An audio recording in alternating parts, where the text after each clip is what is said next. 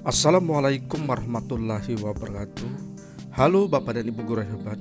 Perkenalkan, saya Nur Patria Setiawan, Kepala Sekolah SD 12 Simpang Tertib Kabupaten Bangka Barat. Dalam aksi nyata kali ini mengenai profil pelajar Pancasila, yaitu saya mengambil tentang evaluasi program kurikulum oleh kepala sekolah. Nah, Bapak dan Ibu guru hebat, pengertian evaluasi adalah secara umum suatu proses mengidentifikasi untuk mengukur atau menilai apakah kegiatan atau program yang dilaksanakan sesuai dengan perencanaan atau tujuan yang ingin dicapai. Kemudian menurut Rukajat 2018.2 menyatakan bahwa evaluasi adalah suatu proses penentuan keputusan tentang kualitas suatu objek atau aktivitas dengan melibatkan pertimbangan nilai berdasarkan data dan informasi yang dikumpulkan, dianalisis, dan ditafsirkan secara sistematis. Selanjutnya, ada beberapa prinsip evaluasi.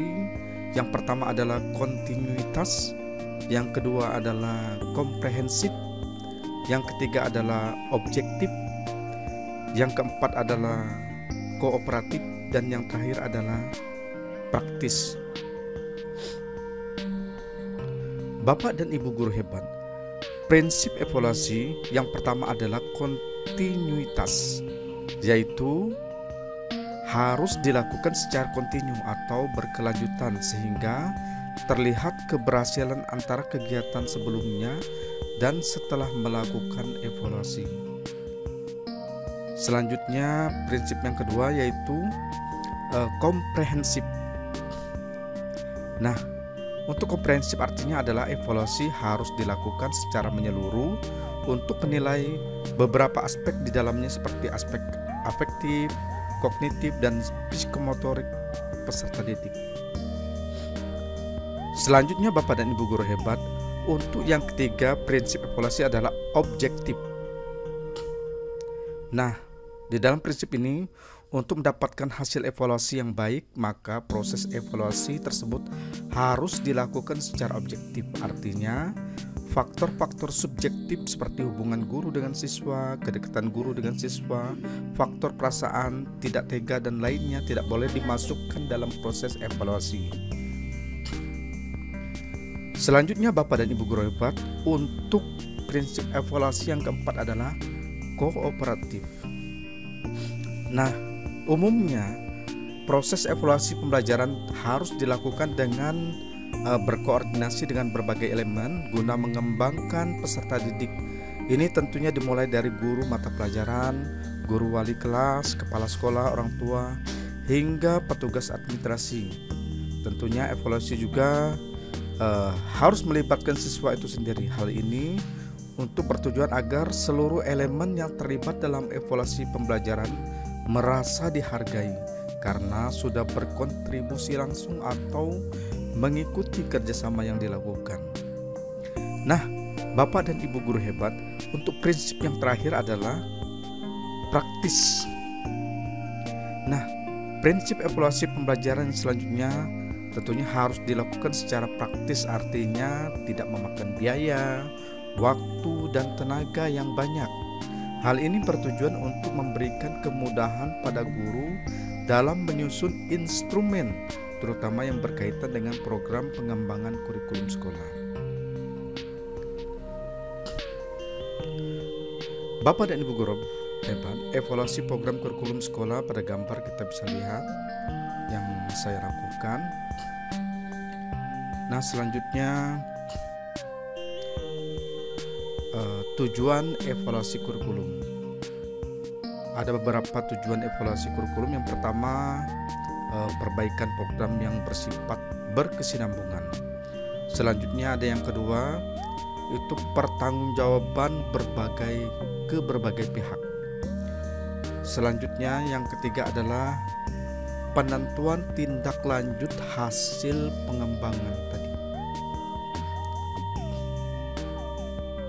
Nah, kita ketahui Bapak dan Ibu guru hebat, ada 6 dimensi profil pelajar Pancasila yang akan diimplementasikan dalam kurikulum Merdeka ini. Yang pertama, beriman, bertakwa kepada Tuhan Yang Maha Esa dan berakhlak mulia. Yang kedua adalah berkebinekaan global, gotong royong, mandiri, kreatif, serta bernalar kritis. Jadi 6 dimensi profil pelajar Pancasila untuk dikembangkan supaya anak-anak kita memiliki karakter profil pelajar Pancasila.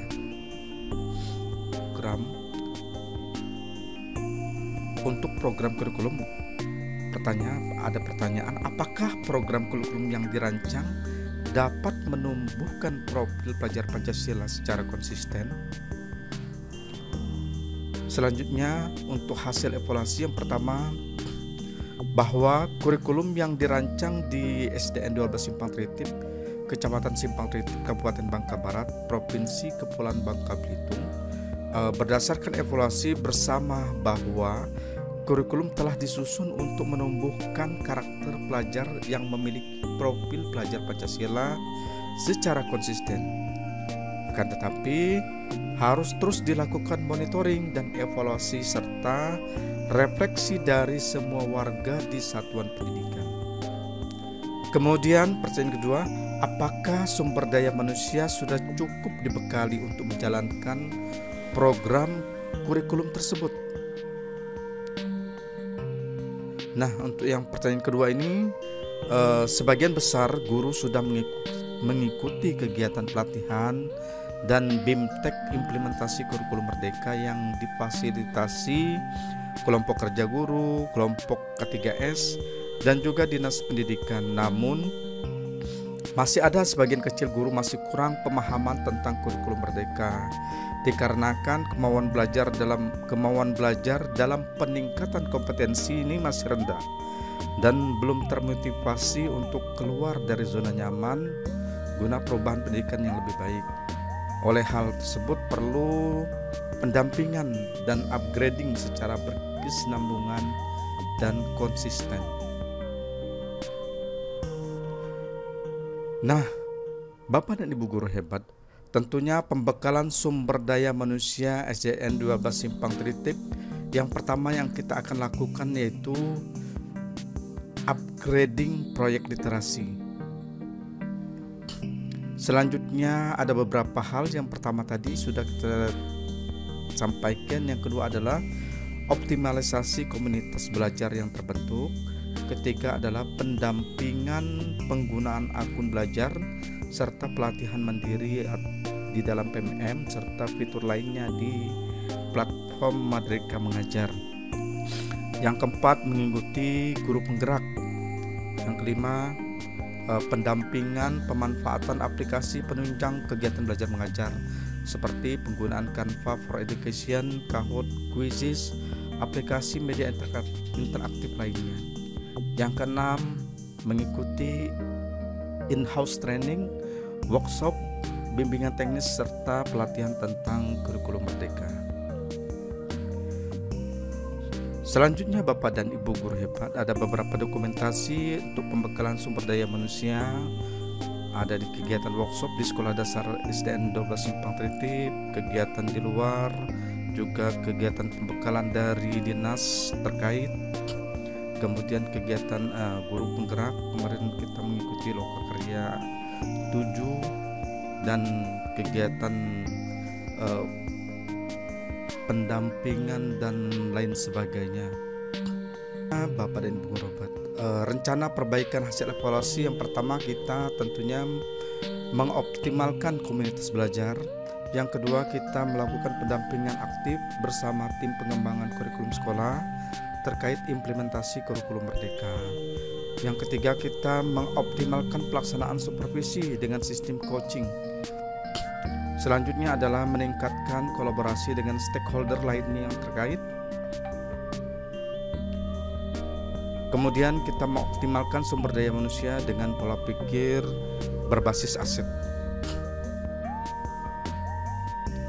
Nah, untuk dokumen evaluasi program tentunya kita bisa lihat di gambar kegiatan supervisi, peningkatan, evaluasi dan lain sebagainya. Ini tergambar pada dokumen foto kegiatan tersebut. Nah, adapun ada beberapa umpan balik yang dapat kita tampilkan. Pertama, dari Bapak Pengawas Dr. Andes Darmo mengenai visi dan misi di dalam kurikulum perlu ditinjau dan dievaluasi untuk melihat sejauh mana efektivitas penerapannya di sekolah.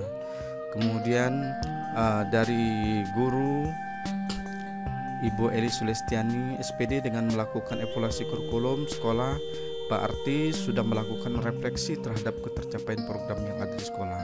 Kemudian ada salah satu dari guru SD 12 Simpang Tritik juga, Pak Jamsan, evaluasi terhadap kurikulum sangat penting dalam upaya sejauh mana proses penerapan kurikulum di satuan pendidikan.